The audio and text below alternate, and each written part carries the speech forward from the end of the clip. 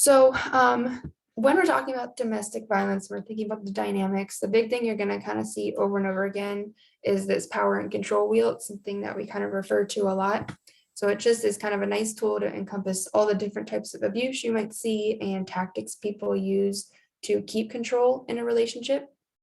Um, and we will I'll break this down a little bit with you guys, but I'm also planning to send Lauren kind of a little packet of resources. So we'll have this power and control wheel for you guys, and it'll have lots of little tips and even more detail than what I have here. So hopefully you guys will be able to refer back to that as well.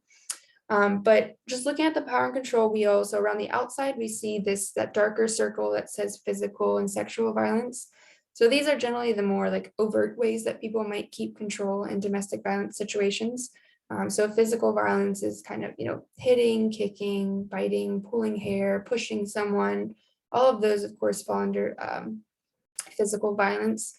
We also would include things like, forcing someone to use drugs or alcohol against their will. It can also include not allowing someone to get medical care. So maybe they, for example, have a chronic illness. If their partner doesn't let them go, to regular appointments or get access to their medication, that can also fall under that physical violence as well. The other part of that circle is the sexual violence. So, any kind of unwanted sexual contact that happens without consent would fall under sexual violence.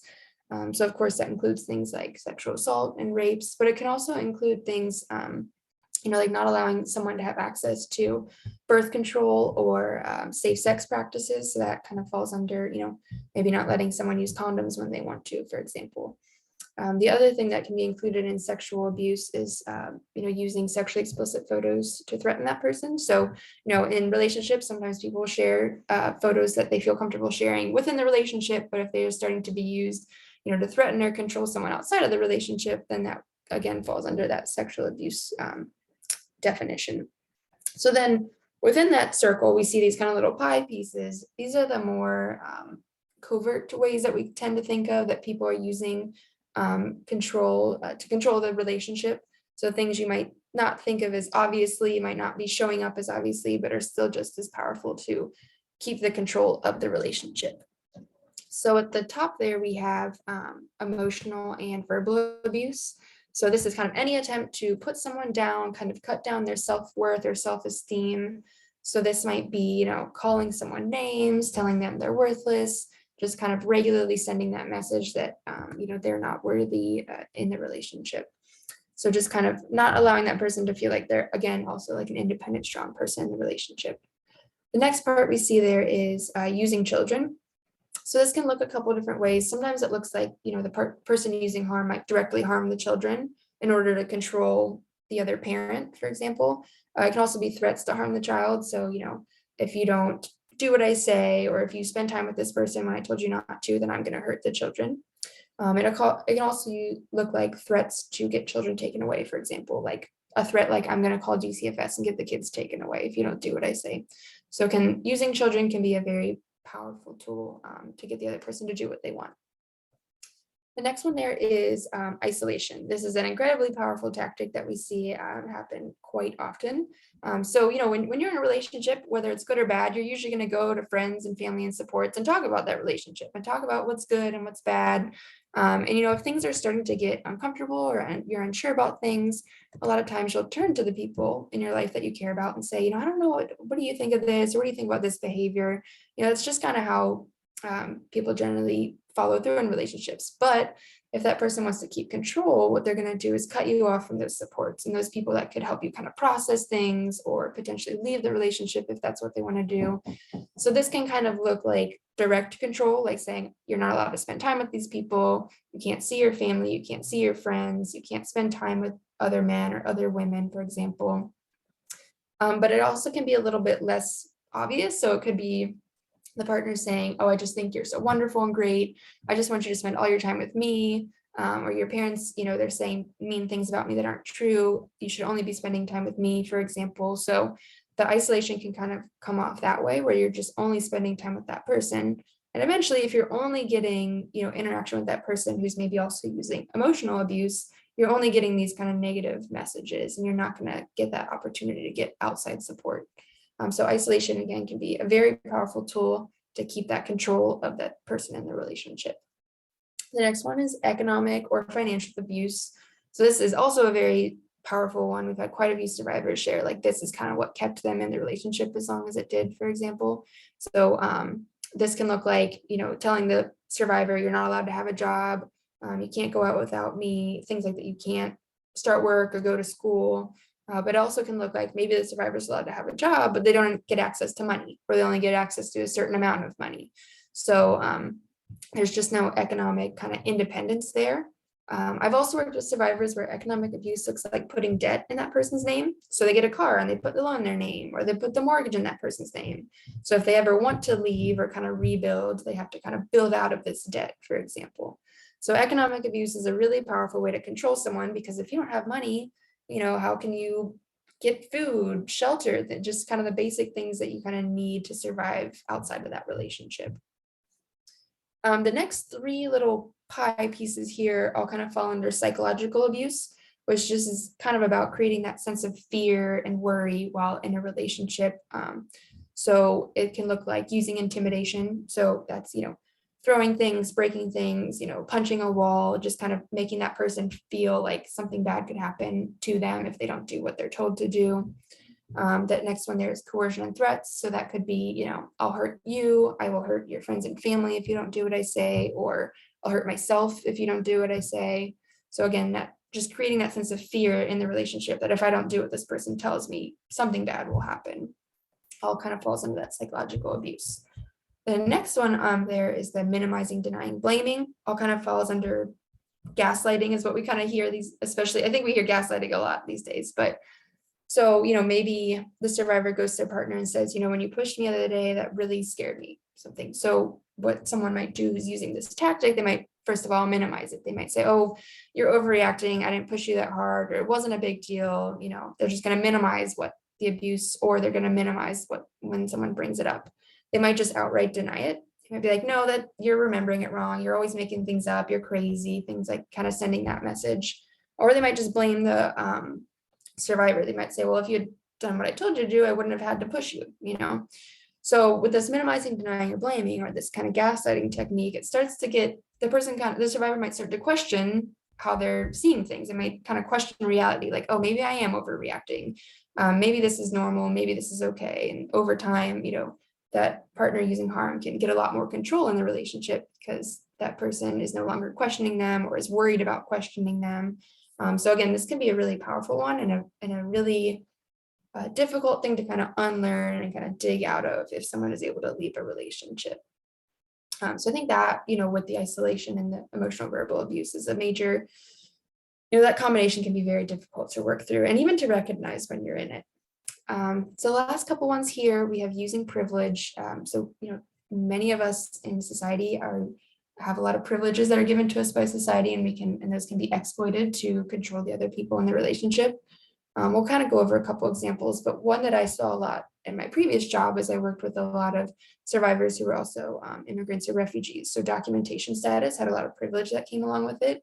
So, for example, the partner using harm might be an American citizen, and there's a lot of privileges that come with being an American citizen, whereas the person that they're in a relationship with, might be undocumented or not have that citizenship level of documentation, and might be relying on that partner who has that. Might be relying on that person, and that partner who has that citizenship, has that privilege, might say, well, if you don't do what I say, I'm going to report you, or I'll end this relationship so you no longer have the protection of this documentation. So that's just one example of what privilege can look like to, put that extra pressure on the relationship. The last one in the circle here is technology and stalking. So stalking is that, regular monitoring, either in person or virtually, kind of letting that person know you're always there, always watching. And of course, we have to consider cyber stalking or technology these days. There's lots of different tracking that can happen with apps or over social media. So just something to consider. That can also be a tactic to kind of keep control. It's just creating, again, that sense that I know what you're doing, I'm always watching, kind of creating that environment of the relationship. So again, what I just mentioned a bit ago, but always like to highlight, there can be some of these tactics, all violence. So we don't have to see, it doesn't have to have physical violence. I have people call our intake line all the time that are like, they yell at me, call me names, put me down, but they've never hit me. So I don't know if this is really domestic violence. And I would just like to remind, of course, that absolutely falls under what we consider domestic violence. So we just kind of like to remind people and educate people. I think that message is getting out there. A lot more people are recognizing that, but we just kind of like to repeat that over and over again to share with people. So before we move on to the next section, we did want to highlight a couple different tactics you might see for different communities and different situations. Of course, the examples I went over are just kind of the tip of the iceberg, but we did want to highlight also what power and control can look like in the LGBTQIA plus community. So we know that in general, we're seeing the same tactics being used, of course. So you still see that emotional abuse, financial, psychological abuse, all of that is still happening. But what's different here is that we kind of have this extra circle you might see around the outside that says homophobia, biphobia, and transphobia. So we have these extra societal level pressures and discrimination and stereotypes that the partner using harm can then exploit to further control the person that they're in a relationship with. So a couple of examples I'll pull from here, so using coercion and threats, there might be an additional threat that the partner will say, well, if you don't do what I say, I'm going to out you to your friends and family, for example. So that person might not be out, might not be ready to have that conversation, or might be worried what will happen if they do share that conversation. So the partner knows about those fears, knows about those society level pressures that that person is experiencing, and is just going to kind of lean into those to further control their partner. Another example in here is in that emotional abuse triangle there. So they might say, you put someone down, humiliate them, say they're not a real man or a real woman. Again, leaning into those societal level pressures and stereotypes to further control the person they're in a relationship with. So we'll also share this power and control wheel with you guys. It's just got a couple extra examples. We just kind of wanted to highlight this, and we'll also talk about it a bit in barriers to service, just because we know there's kind of an additional level of power and control that can happen, and some other tactics that might be shared if you're working with someone who's in the LGBTQIA plus community. The other one we wanted to highlight a bit was what power and control can look like with someone who is a sex worker. Again, this is just like the last slide, this is a long conversation. It's a very in-depth, very layered conversation that can happen, or just kind of wanted to highlight a few things and just note that there's some extra additional tactics or things you might see coming up if you're working with survivors who are also sex workers. And because we know, very similar to the last slide, there's this additional dynamic that's happening. So we don't have a specific power and control wheel for this one, but just imagine another circle around it that says, discrimination and stereotype of the sex trade. So that societal level of pressure is another thing that a partner using harm can just lean on to then continue controlling their partner. So a couple examples of what that might look like, or people might share with you. So there's that additional psychological abuse. So threatening to report a survivor or a sex worker to law enforcement. That can also look like threatening to out the survivor as a sex worker to family or friends. So again, they're kind of leaning on, society might, as a whole, definitely is not accepted sex work overall as reliable work. So they might think, okay, if I threaten to tell their family and friends, they're going to do what I say because they don't want this part of their life shared at this point. So again, leaning on that to have an extra layer of control. We also see some additional types of economic abuse, very similar to the ones I touched on in that first power and control wheel, but with that extra threat or that extra discrimination that we see at the societal level. There might be more opportunity for the partner using harm to say things like, I'm going to take a cut of your earnings, I'm going to punish you for not making more, or not allowing that person to have access to their money. We also see an additional level of sexual coercion that can happen. So the partner using harm might say something along the lines of, well, you have sex with people for money, so you have to have sex with me as well. So again, just leaning on those misunderstandings, misrepresentations of what sex work is to then kind of reinforce that into their own relationship. There's also opportunity for kind of this reproductive or health coercion, so like not allowing someone who is a sex worker to get access to medical care, including STI testing, as well as access to birth control, abortion, prenatal care. So as part of their work, someone might feel like I need to do this to feel safe, and if their partner is not allowing them that access, that can be that additional form of abuse you might see showing up. And then lastly, the partner using harm might kind of show up, have this additional kind of emotional abuse that looks like minimizing feelings about a negative experience in their work or blaming the survivor for the abuse they might have experienced from clients. So kind of repeating that message that, you got into this work, so you deserve what happens because of it. Of course, we know that's not true, but if you're wanting to keep control of someone, put them down, make them feel like they're not as worthy as they actually are, the partner using harm might send these messages to the partner they're with. And so it's just, again, another dynamic that we might see happening, and that survivors might share if they are kind of in the sex trade, but also dealing with domestic violence in their relationship. So just some things to kind of keep an eye out for. So then I'm going to take another break from talking very quickly and let you guys watch a video. This is a survivor, Tanya. She shares her story, just kind of a short little snippet of her story. And then we'll kind of give you guys a moment to maybe identify some of the types of abuse that stood out for you and just kind of reflect a little bit on her story. I think it helps to hear best from survivors, what their experiences are. So it's about just 5 minutes, I think, maybe, and we'll let you guys listen. Hopefully this should work okay.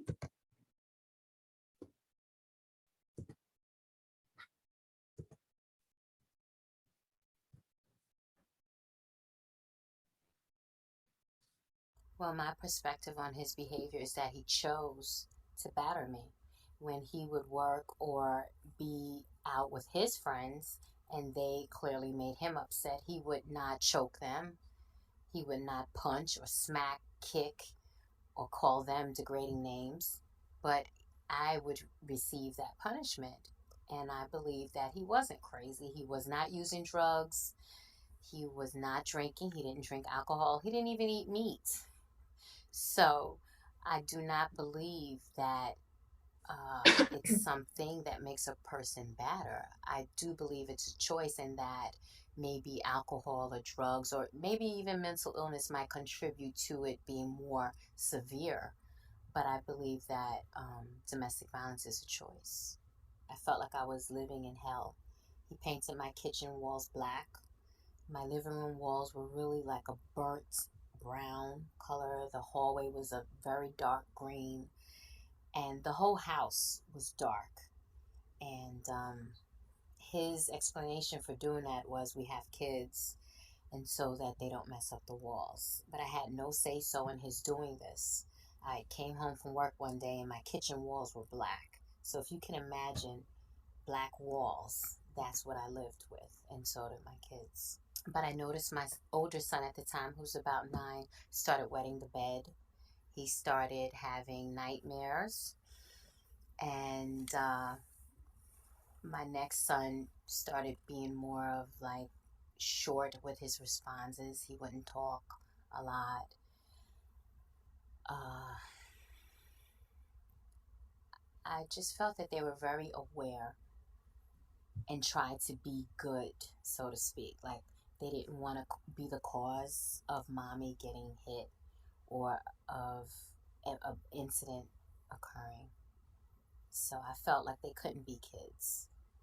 Well, the last night was when my ex husband came in the house with a shopping cart full of blankets. And my younger son at the time went toward the shopping cart and he lunged at him like, no, no, stay away from that. I knew that all of the threats he had made toward me and all of the insinuations that he was really going to kill me and hurt me were probably going to come true that day. And he had threatened before that he had guns, or that he can get a gun, put me out of my misery. That was his favorite line. And I didn't want to believe that, because this was my husband. He was the father of my child. He was a father to my other sons. And I really didn't want to believe that it was possible that he could even dream of hurting me like that, although he had been hurting me all along. And so he never got to the shopping cart, thank God. That next day, I was able to get out of the house and go to the precinct and ask for help. And when I came back to the house with the officers, again, he was his charming self, very calm and inviting for them to come in. I have nothing to hide. When in fact, he had threatened to take the kids. And the officers were able to go into the bathroom, and there was some blood on the wall from when he had punched me in my nose. But he had cleaned up, so he thought. And they were able to, like, within the tile, there was blood. So he was arrested because of that. And so began my journey with the legal system. Okay, so just kind of what for you guys kind of stands out as types of abuse or different tactics that were used in her story, and just any general reactions or thoughts? He definitely used the children and intimidation. Mhm. Mhm. Yeah.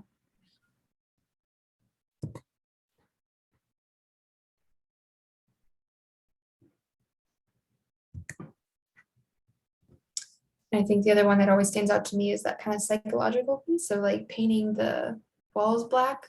I mean, that's, yeah, as a kind of, I mean, sometimes people do that for a style on purpose, but if that's like not Mhm. your choice and you come home and everything is kind of dark and feels enclosed, kind of creates that sense of fear.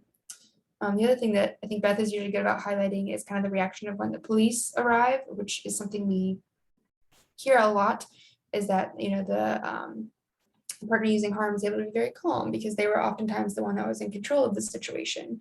Whereas the person who, the survivor is often, very emotional and was reacting very strong because they were just, the victim in the situation. So oftentimes when there is the police response, there can be kind of a misunderstanding of, who is the victim, who is the perpetrator. And I think we might have seen that a bit in Sandra's in the card story. There was kind of a misunderstanding on who was the perpetrator in those situations. So, Sandra or Tanya in her story that we just listened to, he acted very calm when the police came because he felt very in control in the situation. So something we certainly see a lot when there's police involvement. And I was gonna jump in and share one more thing too that I like that Tanya highlights is also how she shared that, if someone is under the influence, potentially that might make abuse more severe, but it's not the cause of the abuse. So I think that's an important thing to take away as well. It's a perfect segue into this next point. So, there's kind of this common misconception that, abuse or domestic violence is just like someone losing control during an abusive incident. But we know that domestic violence is often more about someone ultimately achieving control. So most of the things that happen in domestic violence aren't just like accidental. You don't accidentally, stalk someone, or, there's a lot of choice that happens around isolating someone. So there's a lot of planned events that are happening with domestic violence. And it did take me a while to kind of wrap my head around, switching my perception of this.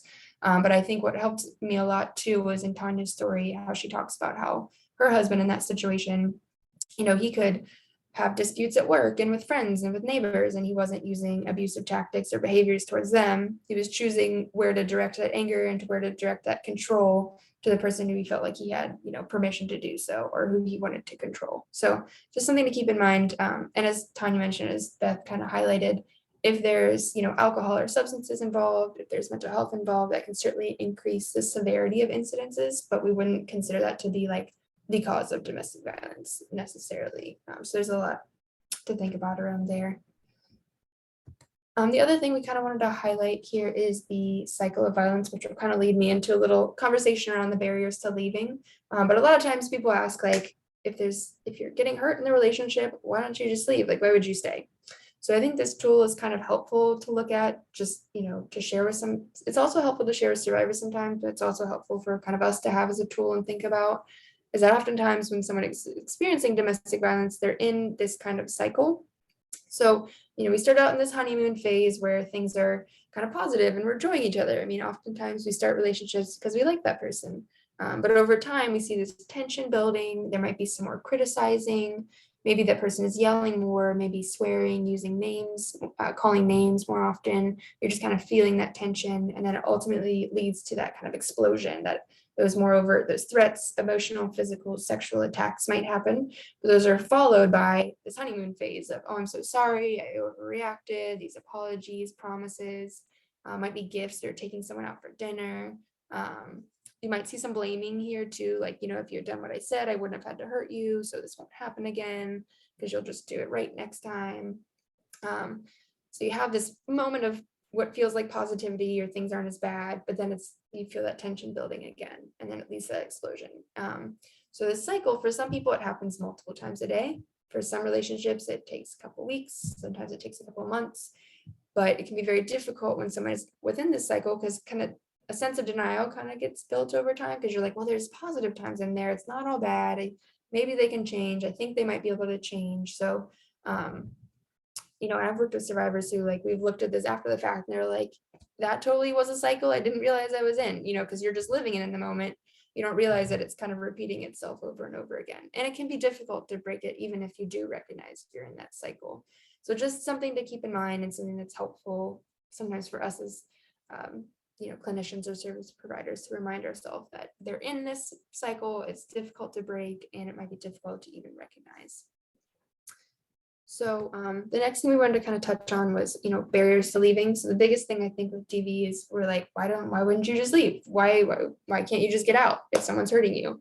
So, but there's a lot of reasons why it's not easy to just leave or get out. So before I kind of go over all my stuff, does anyone want to share some thoughts on why it might be difficult to leave, or why someone might not want to leave in a domestic violence situation?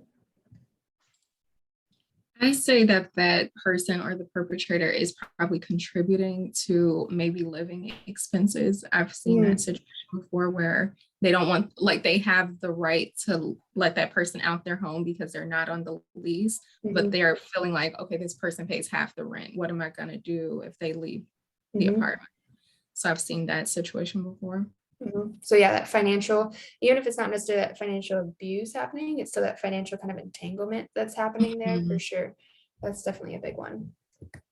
I think another one would be like, can be a lot of like mixed feelings where it's like, okay, they don't like this person's hurting them, but they still love the person.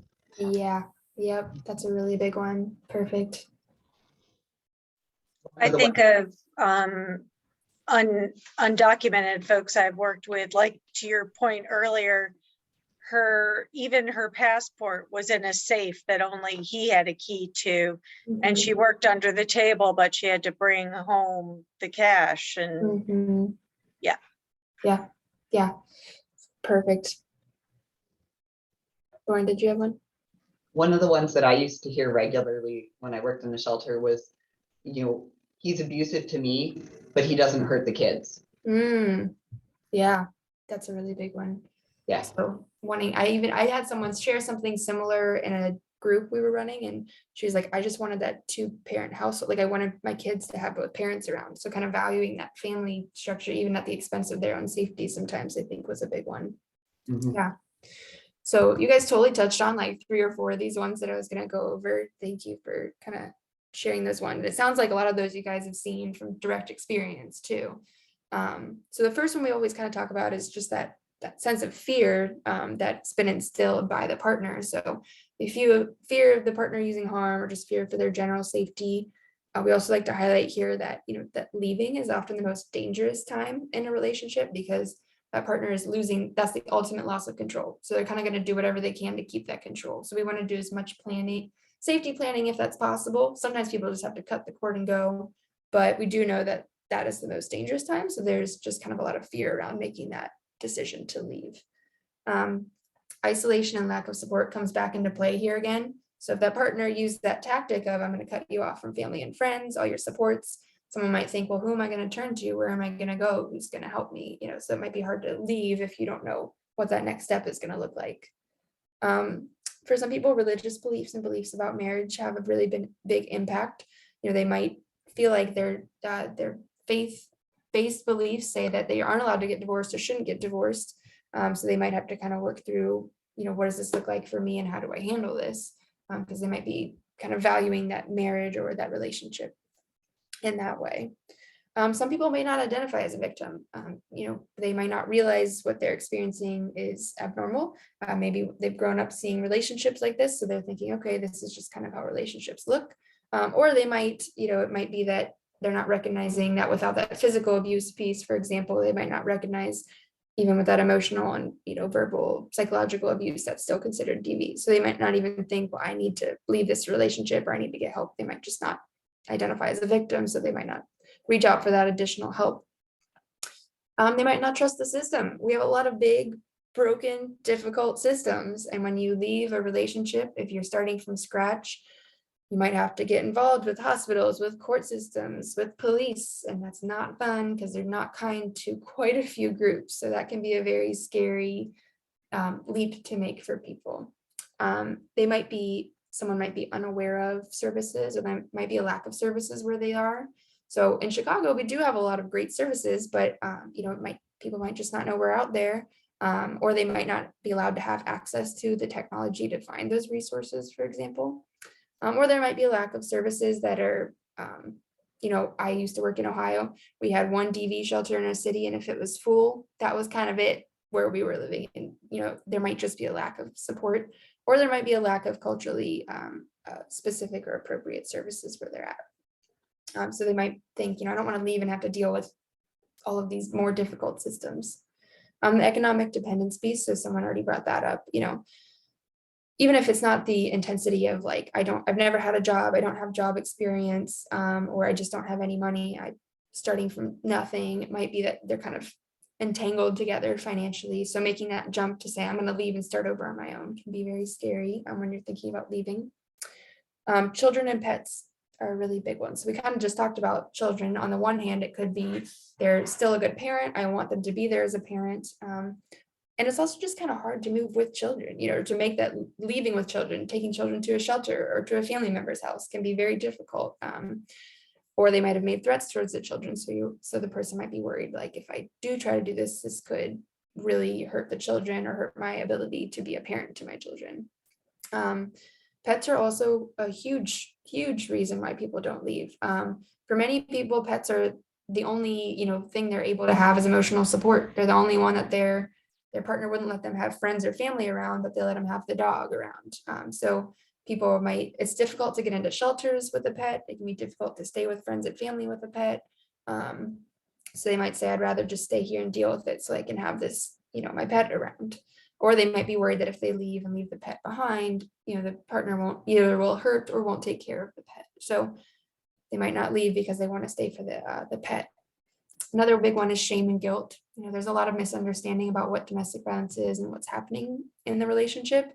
So someone might just be worried if they reach out for help, they'll be judged for what they went through or for what they dealt with or for not leaving earlier, for example.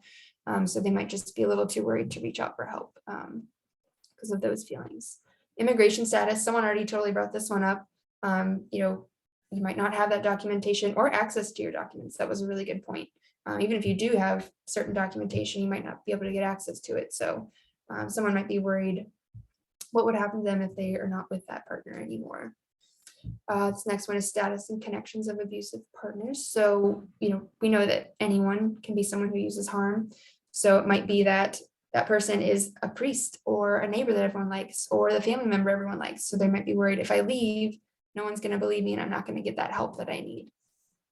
So that can be kind of a worry to leaving. And lastly, love or those mixed feelings, again, that someone had mentioned, like you cared about this person when you got into the relationship, you have these moments where you hope they'll change. So it can be really hard to unentangle those feelings sometimes.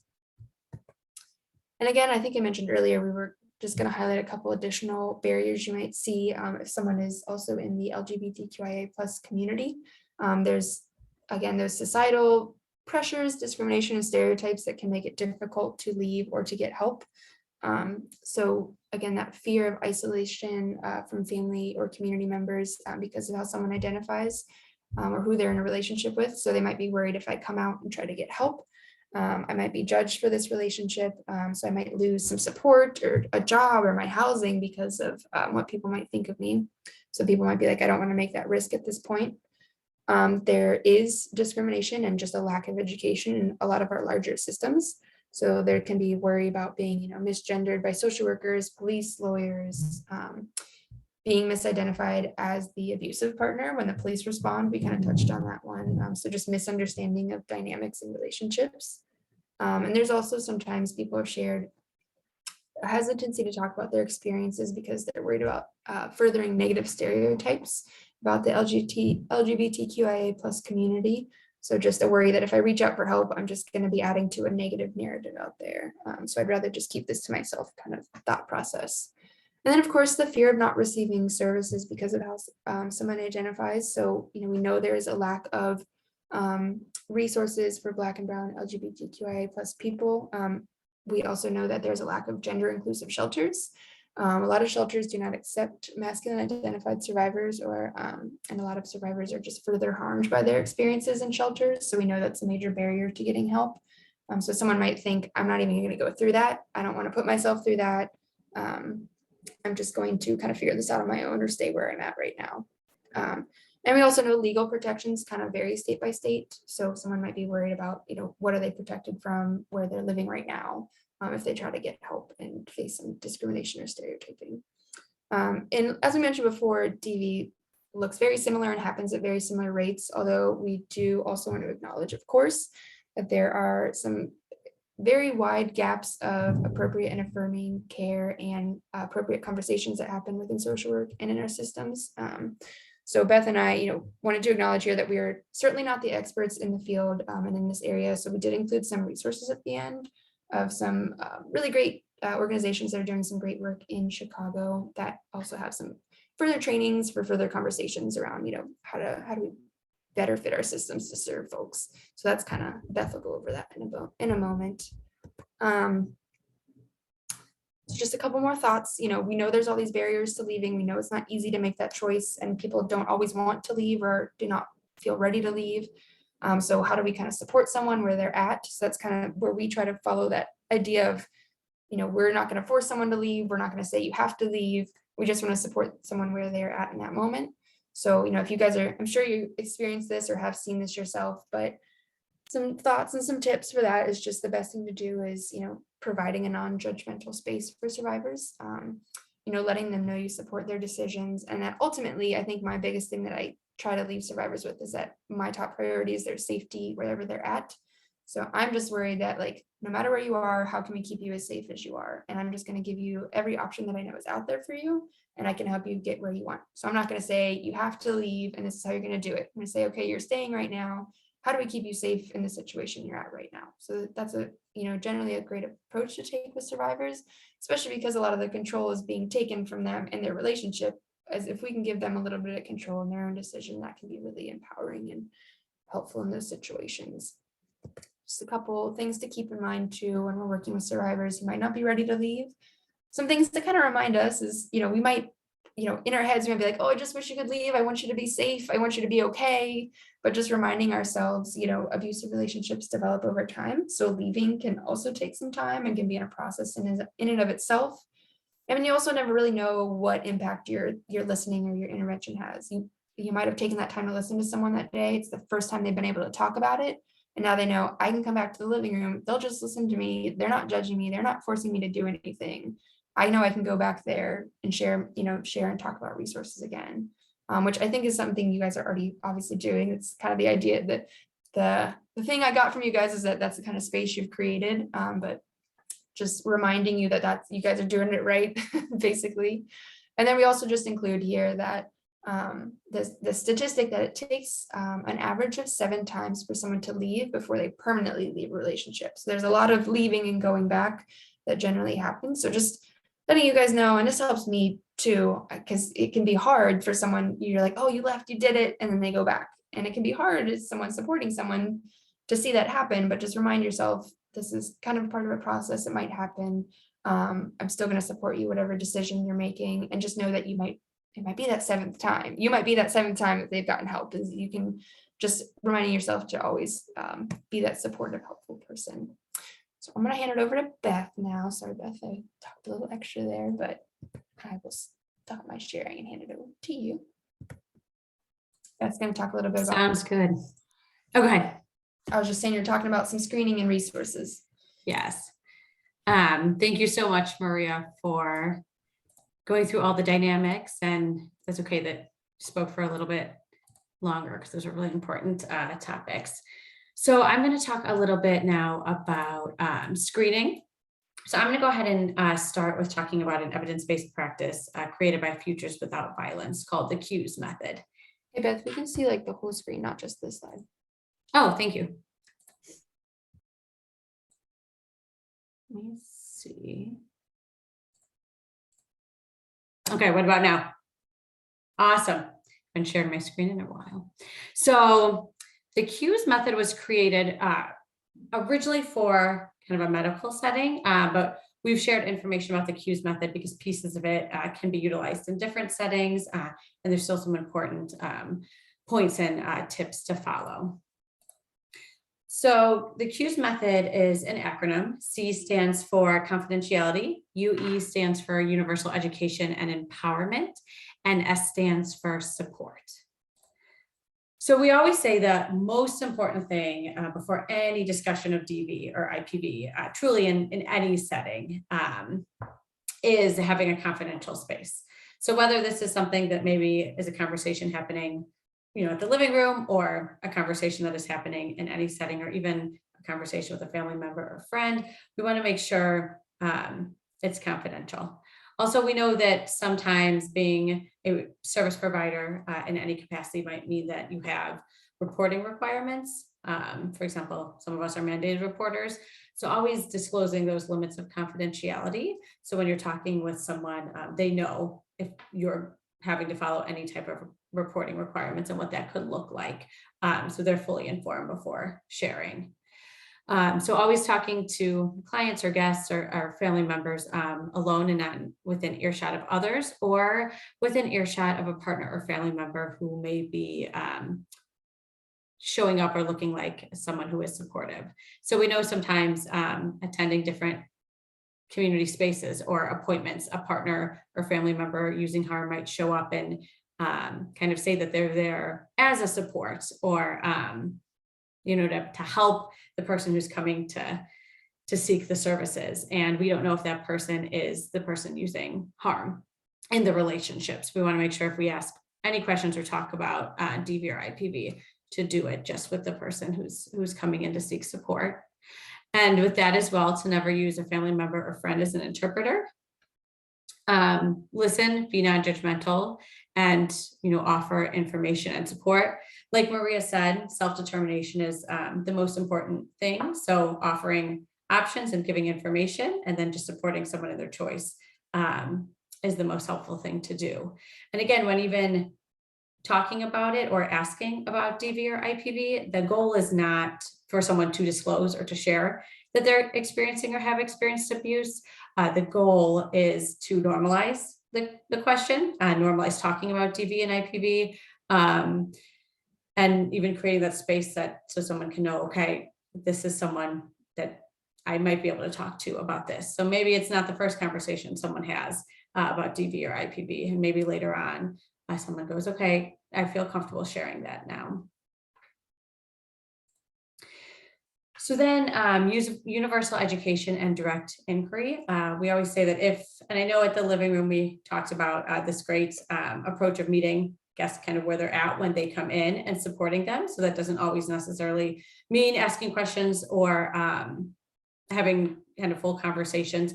If you are having a conversation and you do want to bring up DV or IPV, we always talk about using framing questions. So not going straight into direct questions about abuse that someone might have experienced, but asking general questions, which helps normalize, again, that abuse is common. So many people do experience DV and IPV, and that it is normal to ask and to talk about it. So here are some examples. And again, a framing question, can be changed to best fit setting. But one example is, we've started talking to all our clients or all our guests about safe and healthy relationships, because violence is so common in relationships and it can have an impact on your health. So that would be an example of a framing question. I know in the second framing question, we have kind of that follow-up question is, may I ask you a few questions? And so of course, if a conversation is approached this way and someone says, no, I don't want to talk about this, or I don't want to answer any questions, then of course there should be no more questions asked. But this way, if there is a framing question and someone is interested then and says, yes, please, I want to talk about this or ask me some more questions, then moving into some more direct questions can be the next step. So then we have just some examples of direct questions. And on here, I know that that first one does highlight physical abuse. The other questions on here highlight other types of abuse. And as we've talked about, it's really helpful to know that someone might not have experienced physical abuse and still be experiencing DV and IPV. So it might not even be a physical abuse question you ask. It might be a question about if that person feels safe or afraid to go home, if that person ever felt isolated by their partner, if they were ever threatened by their partner. So there's other direct questions that can be asked as well. And then Futures Without Violence also has safety cards. So I have a picture up here of an example of a safety card. They're about the size of business cards and kind of fold out like an accordion. And these are nice because they have some psychoeducation about relationships in which abuse occurs and questions about kind of, is the relationship I'm in healthy? So this can be kind of helpful literature that if someone wants to read or engage with, then they might have further questions or want to talk a little bit more about abusive relationships and healthy relationships. So sometimes we talk with providers about just a framing question, giving this card. So since violence is common in relationships, we're giving all of our clients or guests a copy of this card that you can choose to take with you, give to someone else, or leave here. I know another thing about the living room, which I think is awesome, is the kind of the front space that you have, where you have different literature that people can choose whether or not they want to engage with while they are present. And so if you're ever interested, we'd be happy to order safety cards that also can be put with that collection as well. And so there's a couple different types of safety cards. So there is the safety card I have as an example here, and then there is a safety card that does have a couple more resources for people who are in the LGBTQIA community as well. So at some point, Lauren, let me know too if you'd like me to bring any safety cards to the site. And then, Yes, please. oh, okay, perfect. And then the S stands for support. So of course, supporting a positive disclosure. And again, what it sounds like you're already doing with anyone who comes in is, whatever they share, you're meeting them where they're at and thanking them for sharing their story or for sharing with you. Validating that DV and IPV is a significant issue for many people and that your client is not alone in experiencing DV or IPV. And then again, really expressing and highlighting that you support them regardless of their decisions. Then asking if they have any immediate safety concerns, and then if so, discussing options and offering harm reduction or safety planning strategies. And in our domestic violence 202 training, we'll talk a little bit more in depth about just different safety planning ideas that can be done. And then if that person is interested in connecting with a DV or IPV specific program, then creating a referral to that program. And we'll talk a little bit about our program and also other programs within the area that, that you can connect people to. And then of course, following up. So depending the setting, if that's somewhere that maybe someone has a follow-up appointment, checking in with them at their next appointment, or maybe if that person comes back to the living room to utilize the space, then checking in with them at that point. So next I'm going to touch a little bit on domestic violence and housing. So we're going to talk about domestic violence and homelessness. I know we've worked with a lot of people who have experienced domestic violence and who have also experienced homelessness. And so there is kind of that cause and effect relationship between domestic violence and homelessness. You can see on our graphic, we've kind of got the arrows going both ways. So domestic violence can cause homelessness because people might be forced to leave a housing situation for safety reasons. And just like Maria talked about, there might be, a moment where someone decides, I don't want to remain in this housing situation or this living situation. And this is the moment where it's safe to leave. Maybe the person using harm isn't there. So they might leave quickly without a lot of planning. And so without a plan necessarily of where to go or for how long someone can stay somewhere once they leave, that might result in then a survivor then experiencing homelessness. And then also there might be little resources or a lack of resources on what to do if and when someone does leave an abusive relationship because of those power and control tactics that Maria spoke about. So again, if someone is potentially not allowed to be working or is working but doesn't have access to the family income, then they might not be able to, even afford an application for an apartment for rent. Someone might also be, isolated from friends or family. So there isn't necessarily someone to call, can I stay with you? And even if there is, that doesn't guarantee that, that person can stay there long-term, or that even is a safe, comfortable place for that person to stay. So we know that DV can definitely be a cause that then someone might be experiencing homelessness. And on the other hand, too, DV can be an effect of homelessness when someone who might be experiencing homelessness needs a safe place to stay or a safe place to live. They might move in with someone quickly, or might choose to live with someone who might not be safe to live with because they'd rather have a place to live than be experiencing homelessness. So oftentimes we see that survivors are kind of forced to choose sometimes between experiencing abuse in their living situation or experiencing homelessness. The other piece that we want to bring up is that there are domestic violence shelters, and unfortunately, shelters do have a lot of challenges as well. So we know that emergency shelters might not have enough capacity if someone does choose, I want to leave and I want to go to shelter. That doesn't necessarily even mean there's a shelter space available. And this challenge was also increased during the pandemic because already we know there wasn't enough available beds at emergency shelters, and then that availability and bed capacity decreased due to social distancing during the pandemic. We also know shelters are communal living, and so communal living doesn't always work for everyone. That might not be a safe setting or feeling for someone. They might not choose to want to live in communal living, and then depending too on someone's mental health, that setting might not be appropriate or the best fit. Living with children at the shelter, we know shelters have space for children, and sometimes a survivor might say, I really don't want to bring my children to live in a shelter, so that really isn't an option for me. Also with children and the communal living piece, we saw that also be impacted during the pandemic because it also felt very unsafe to go live in communal living space as well for a lot of people during the pandemic. We know that there isn't always culturally appropriate food or language access in shelters, which is a big barrier. There's discrimination or lack of education on services for LGBTQIA community in shelters, and restrictions on travel and kind of a curfew that can come up for someone who might be living in a shelter, and that can sometimes affect maintaining work or other responsibilities. So even though there are shelters and that could be an option, we do acknowledge that there are a lot of barriers and challenges to shelters as well. And then we just have a couple statistics on here from the network's 2020 report. So again, even if someone wanted shelter, there were days when shelter was not available. And I see Erica's hand is up.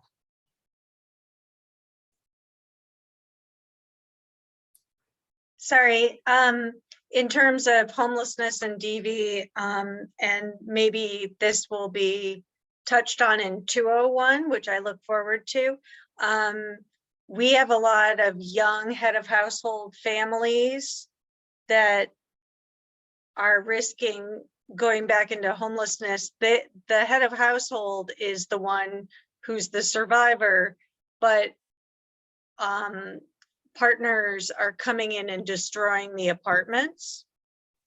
So they're risking their housing long-term is being jeopardized by the partner that way. So I would love some harm reduction skills around, you move them, and of course the honeymoon, and they find out where you newly live, and etc. So that's one we see often. And Thank you, Erica, for bringing that up as well. And in 201, we'll make sure to pull out some resources. And I would say too, unfortunately, with 201, we have resources that definitely can be used. A lot of resources as well.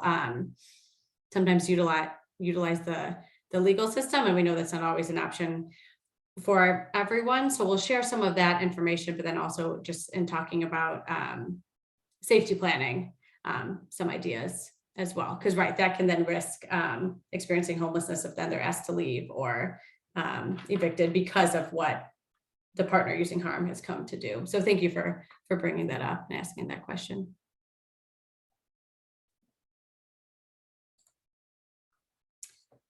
So next I wanted to touch on the Illinois Domestic Violence Hotline.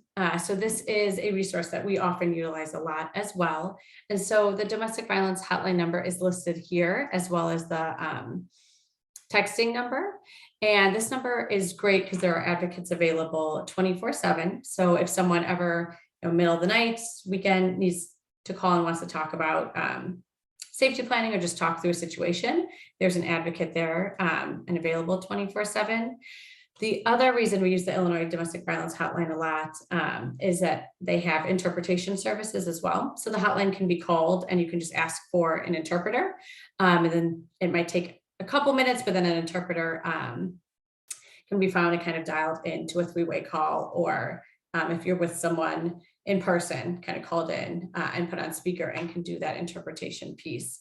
And then the other reason the Illinois DV hotline is helpful can be in identifying shelter. So if someone does want to go to shelter and is looking for shelter space, the hotline we usually suggest is the first number to call. They do a bed count twice a day, kind of around 8 or 9 in the morning and around 3 or 4 in the afternoon for all the domestic violence shelters in Illinois. So to hopefully avoid kind of multiple phone calls, they're a good starting space to even see what shelter beds are available. We do have some tips in working with the Illinois Domestic Violence Hotline because we work with them a lot, and acknowledge too that there's many different people answering the hotline. So there might be kind of a different experience if you call at this time versus another time and there's someone else answering. So something that we often do when someone calls our intake line is, offering, if someone is comfortable to call the hotline with them, helping a survivor by organizing, maybe writing down phone numbers or reference numbers, or helping them keep track of what shelters they have already contacted or the list of shelters that they want to contact. Also offering to call ahead. So if there's a list of shelters that might have open beds and the survivor has some specific questions, potentially we've had questions about gender inclusive services or bringing a service animal with them, that's something that you can offer to call and ask about to get some information before the survivor then has to call and go through that process of sharing their story again. And then calling multiple times a day. So again, sometimes things change. If there's nothing available at 9, that doesn't mean that something hasn't changed. And there might be a space available, at noon before the bed count again at 4. So I know I've called multiple times a day and received kind of new updates as it goes. So I wouldn't say just call once. If you need to, try multiple times. And even if they state that there are no beds available, we still in this PowerPoint have a list of emergency shelters. Sometimes it is more time consuming, but might still be worth calling the shelters because again, something could have changed by the time the bed count happened to what time it is now. So I know we had a lot of information that we wanted to share today, and so we're getting pretty close to 5. So to respect everyone's time, I'll go pretty quickly, and we're also going to send this PowerPoint out to everyone. So some resources in the community. We are the Domestic Violence Westside program, and we provide some direct services. So if anyone, is ever interested in domestic violence counseling, case management, advocacy, therapy or support groups, or even just some crisis intervention and safety planning, please feel free to connect people with our number, which is located here. We're a small team right now, so we're not a 24/7 number, but we also have a link to the Illinois Domestic Violence number on our voicemail. So if someone was to call us at, in after hours or weekend time, they should still be able to connect to to someone in that moment to talk to. And the other thing that we like to do when we talk about that crisis intervention, Maria answers the intake line often and can even go meet someone in person to do an intake or to provide in-person support. So if there's someone that would be interested in meeting with a DV or IPV provider who comes to the living room, be happy to come in person if that's something, someone wanted. And then the other piece is sometimes we see, even if someone has identified a safe place to go, whether that's shelter or a family member or friend's home, there might not be that ability to transport or find transportation.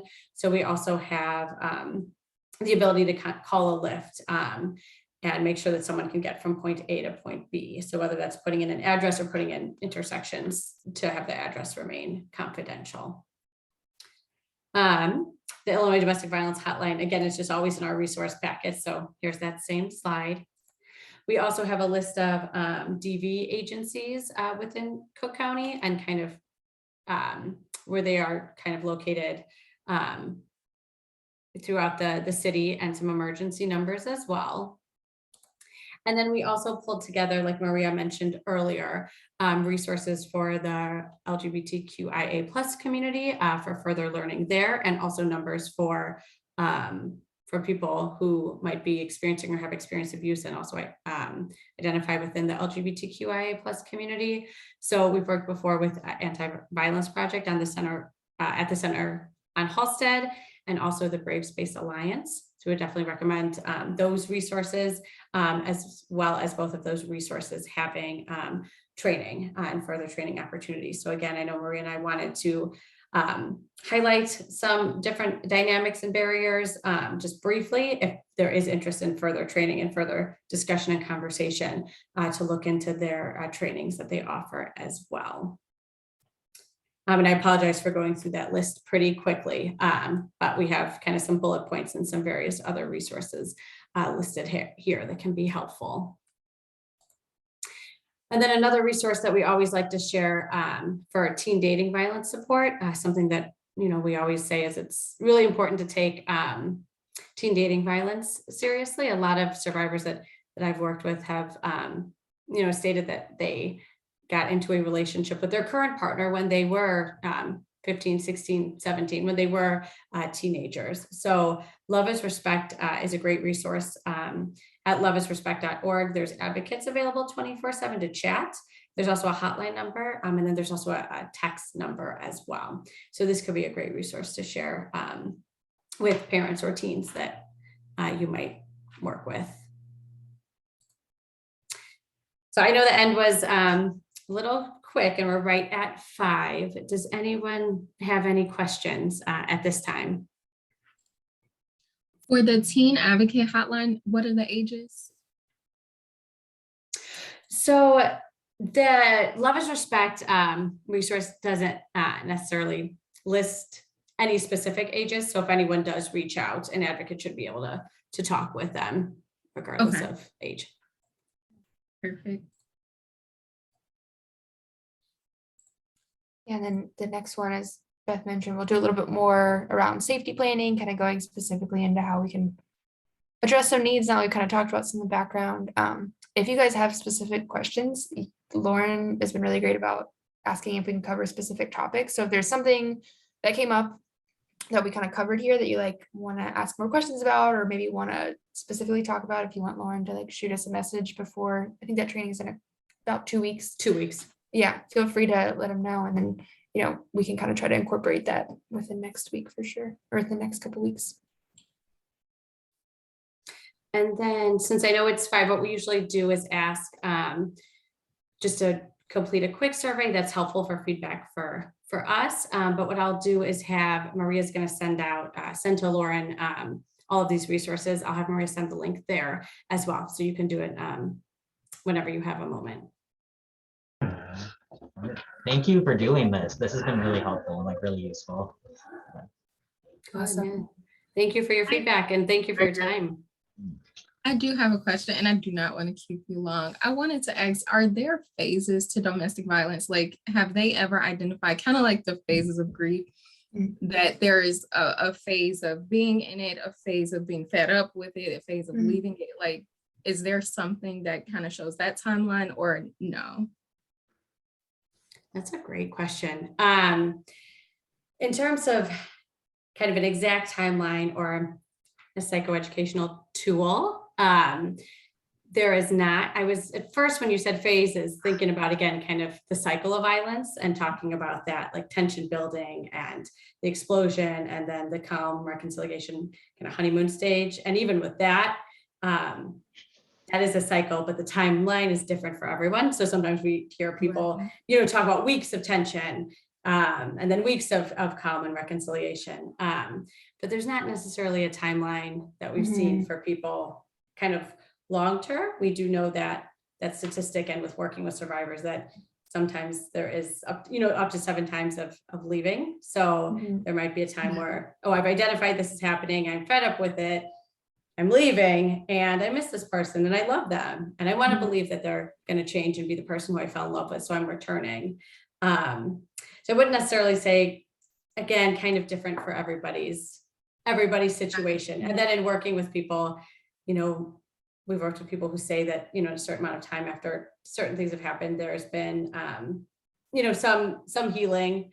Another thing, when we always say that psychoeducation piece, like talking about the dynamics, a lot of times we get feedback that learning about dynamics or learning about the cycle and kind of being able to normalize that and put kind of that image or that definition to things has helped people in healing. Because a big thing that I've noticed too is with that minimize, deny, and blame, that people are coming and feeling like the abuse is their fault. They've been blamed for it for so long. So sometimes, I've seen people that I've worked with when they realize, this really isn't my fault, and I was being blamed, and that's not the case. And like that can sometimes be a big moment of healing. Right. Okay. Yeah. Yeah, I was gonna say, I think people definitely have shared, we've had people calling the intake line where they're like, I'm starting to see this happen in a new relationship, or I'm starting to see it happen again, because they learned in a past experience, like, these are the signs that things are getting bad. So, but then they come to get help when they're like, I'm seeing this happen early on, I kind of want to break this cycle early. So I think that's a great point, Beth, of like kind of just giving names to it for people can help them. But yeah, I think it is really different person to person. We were just, the therapist on our team and I were just talking about this, like, everyone has their own thresholds on what they can deal with and put up with. One survivor, she's like, was put in the hospital and was still able to go back. Other survivors are like, they raise their voice, this is over. So everyone, you kind of different thresholds and different timelines. Okay. Like, to me, it almost sounds like you could use, in some sense, the stages of change to apply to domestic violence. So, Yeah. It's a good question though. I haven't really thought about that. That could be a helpful visual. Yeah, I appreciate that question and thinking about it that way, and think of the stages of change. I was thinking about it. Oh, go ahead. No, I'm sorry. I was just saying I have to look at it.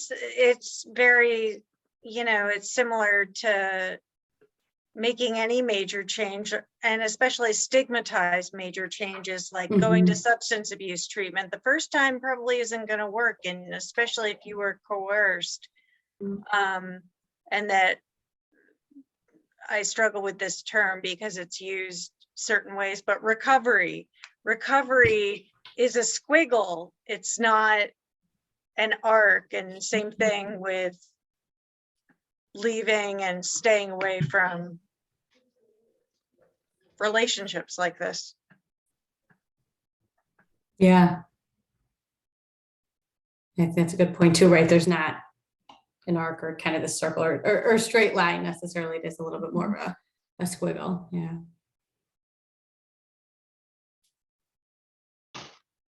Well, thank you all so much. I'm going to jump off. I've got to jump on a phone call. I'm also about to leave myself. Okay. Yeah, well, thank you for your participation and for your questions, and we look forward to seeing you in 2 weeks then. Yes, sounds good. Thank you. Bye. Thank you. Bye.